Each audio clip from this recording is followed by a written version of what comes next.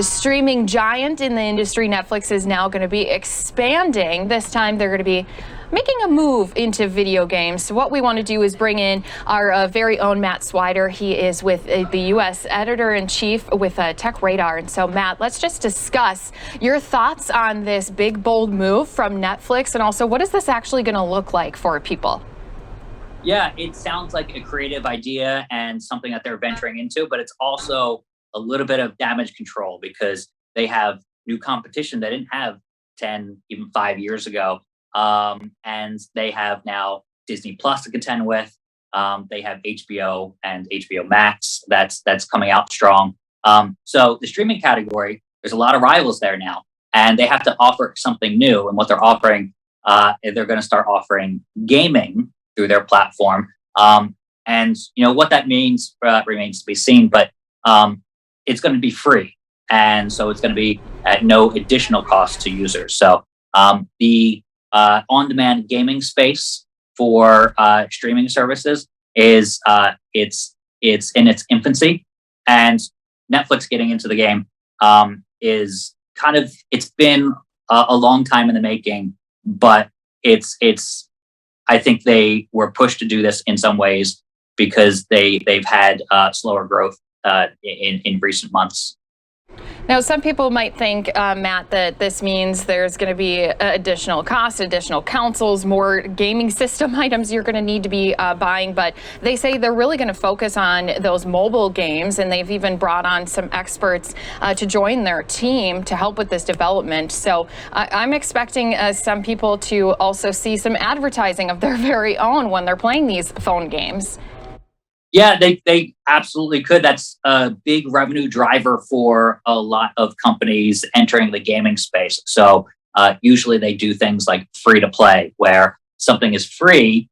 So that's within the Netflix model of it's part of your subscription, so you're not going to pay extra for per title, kind of like they do with movies, and everything's all you can eat. But they could easily go down the microtransaction route of, it's free to play, but if you want to speed up the development of your character a little bit faster and take a couple shortcuts, that's a very, very popular avenue to make money in the gaming space. So that's a possibility. I think all chips are on the table for Netflix, but you mentioned hardware, and they're not, they haven't announced requiring additional hardware, but you have to think that additional fees and additional hardware, if it's successful, if this pilot, project is successful, will be required one day in an effort to compete with Sony, Microsoft, Nintendo, and so forth.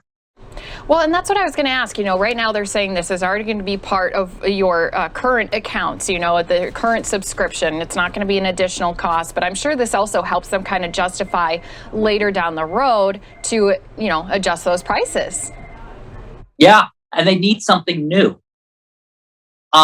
If you look at 4K, that was an additional fee, and it's still an additional fee for what I pay for the base of Netflix. So there's an additional charge for the 4K version of Netflix, and that's no longer a novelty.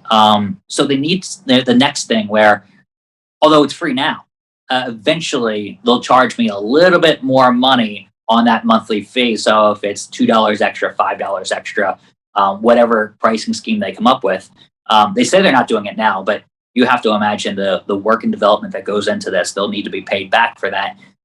And they're doing it to entice users to stay or new signups to come to their service that may previously dropped them because they went to Disney Plus.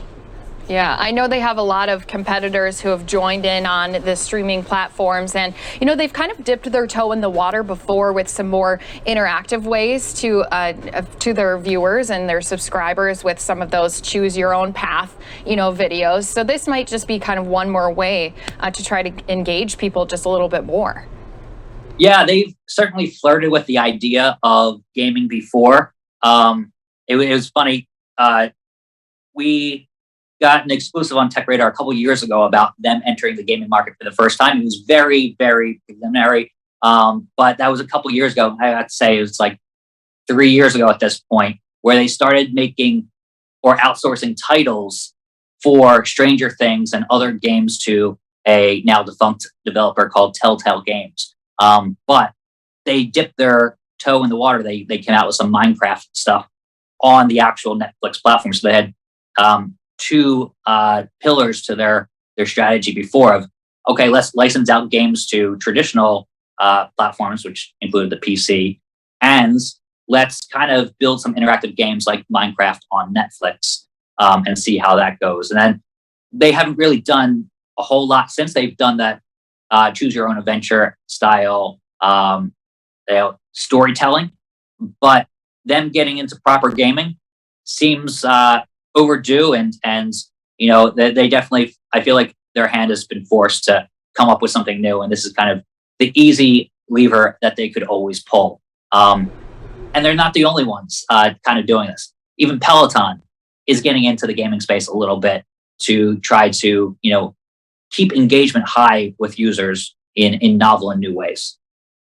So let me just ask then, finally, Matt, what are your thoughts on, is this going to be something that's going to take off when they do try to get this happening next year, or is it going to take some time for people to start playing these mobile games? That's a great question, because they have what Apple has, which is a giant install base. So whether or not they make a big push for it, there are going to be millions of people trying this out. It may be a slow start, but I feel like they are going to have success with it, whether or not it's a great product. Hopefully it's good for the users, but at the same time, they just have this giant install base, and they just need to keep them active and need them, paying that monthly fee for Netflix. I think it'll get better over time, whatever they come out with, mostly because their competition is in its infancy, but it's becoming strong.